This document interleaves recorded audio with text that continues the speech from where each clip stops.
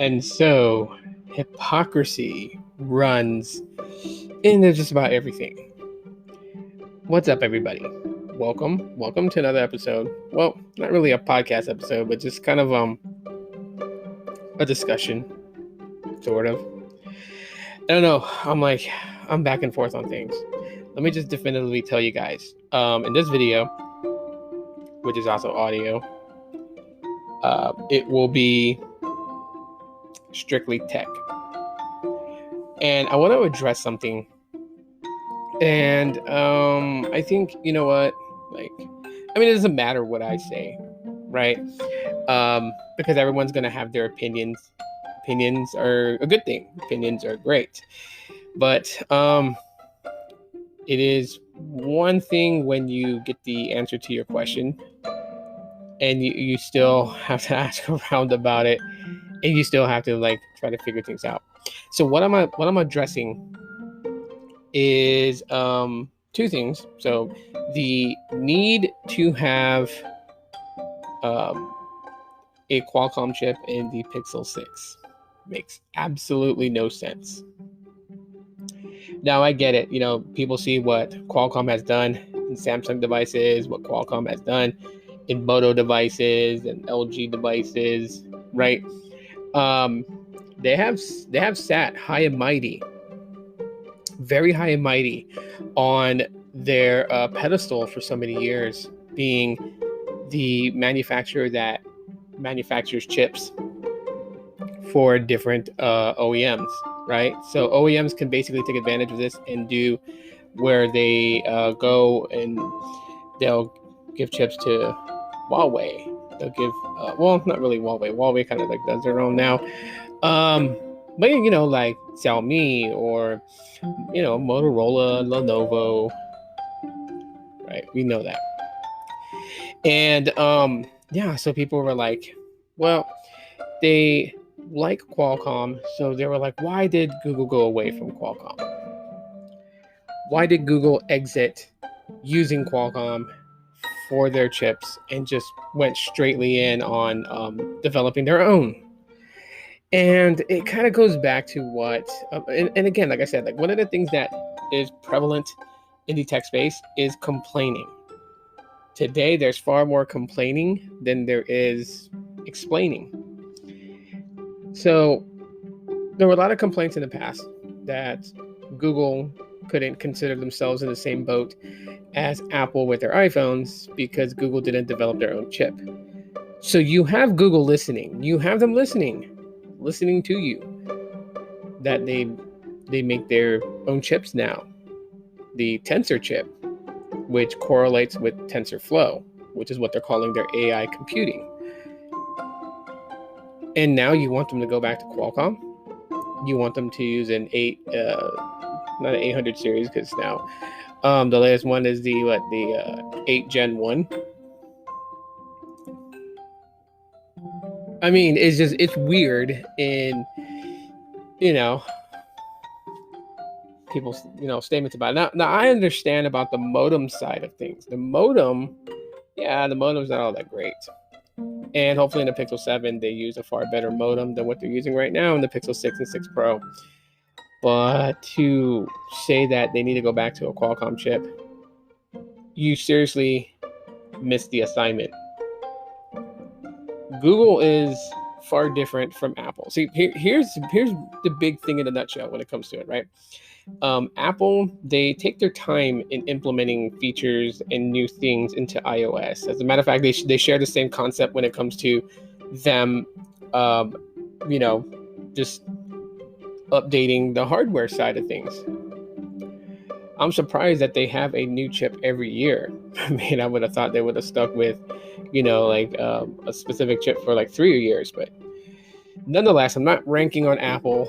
All I'm saying is that Apple takes their time when it comes to doing things, and they don't really implement anything new until they, pretty much have it down pat, which is why, a lot of people look at Apple and they're like, hey, Apple's, pretty serious about this. They're pretty good about what they do because they don't implement features unless it's 100% working, and good on Apple for that. On Android side of things, Android's like that, I got to rush today type of thing. Got to rush out there and get these things done. And so they will rush to bring in a feature to get it going, not because they want to be the first, but because they want to, they want to beta test this thing. If you haven't noticed on the Android side of things, they always want to have things beta tested by people, right? Which is why we had the Android beta program for people to install the next version of Android in beta and real world use it. I was gonna say usage. Real world, use it. Use it out there in the real world and give feedback. Apple really doesn't like doing that. As you can see, they're not very keen on hyping up, because they do have a beta. I don't know if you guys didn't know, but iOS has a beta program. But you notice that they don't overhype it as much as like on the Android side it does. Two different views. Why am I talking about this? Well, how does this correlate with the whole chip? I'm getting to it. You've asked Google for years for them to develop their own chipset, right? The moment that they even launched the Google Pixel phone, and you were like, okay, you're being cynical, and you were being judgmental, and you were like, oh, well, you can't consider yourself like Apple because you don't manufacture your own chip. And Google looked at it like, hey, that's a great idea.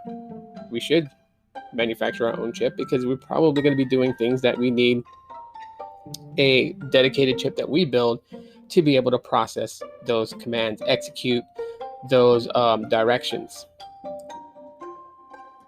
right? I mean, never mind the fact that, Qualcomm was one of the reasons why that Android devices didn't get too much of longevity out there. I mean, sort of. They blame Qualcomm for it. I don't know these days. If you could have gotten 5 years on a device with a Snapdragon 808, I don't know if you could have gotten 5 years out of that.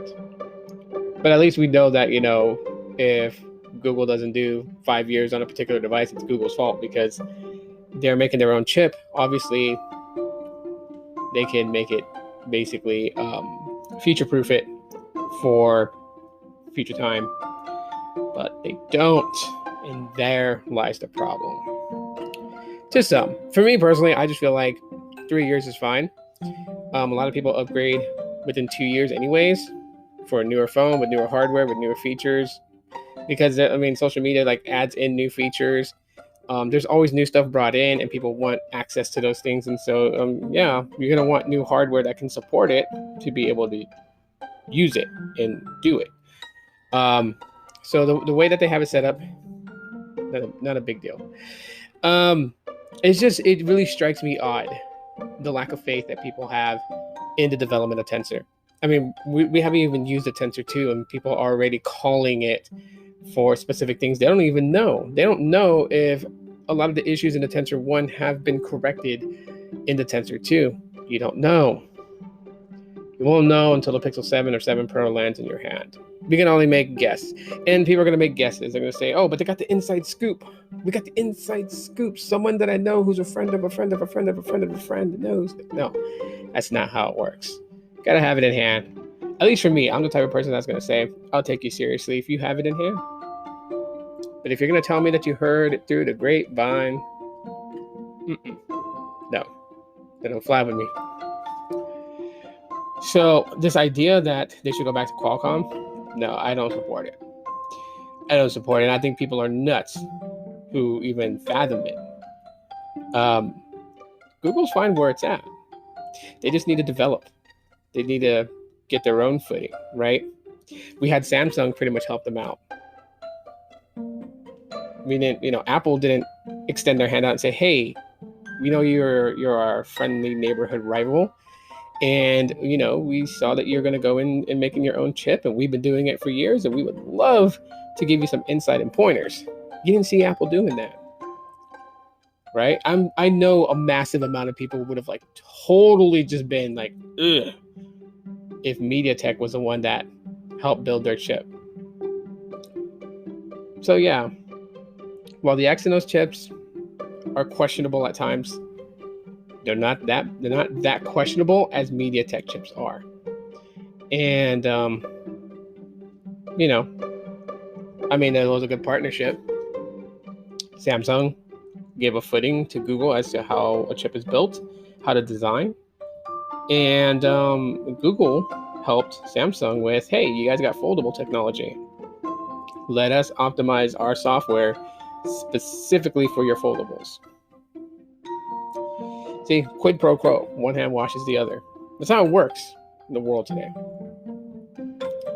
Like, I know everyone wants the Pixel 6 to act as a S22 Ultra. Okay. And maybe in certain things, the S22 Ultra is powerful. There are things the Pixel 6 and 6 Pro are powerful. It just depends on what resonates with you.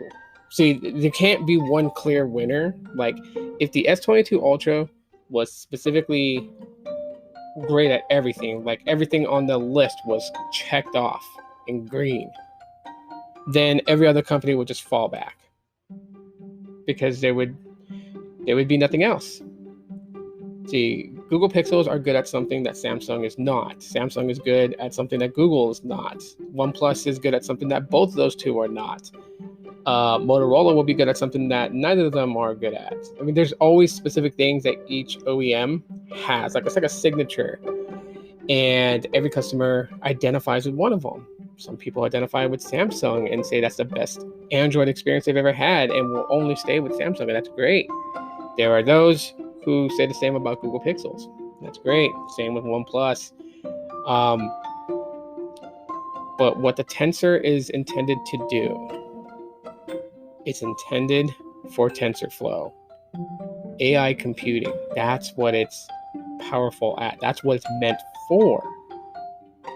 It's not meant for your video games to run superbly flawless. It's not.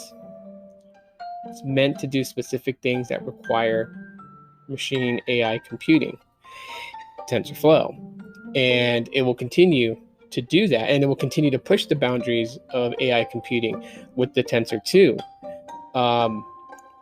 Google will continuously keep working on it. And so if that's not your cup of tea, well, then, hey, you should know where I stand on things. My thing is, you can't make a Pixel an iPhone. You can't make a Pixel a Galaxy S or a Galaxy Flip.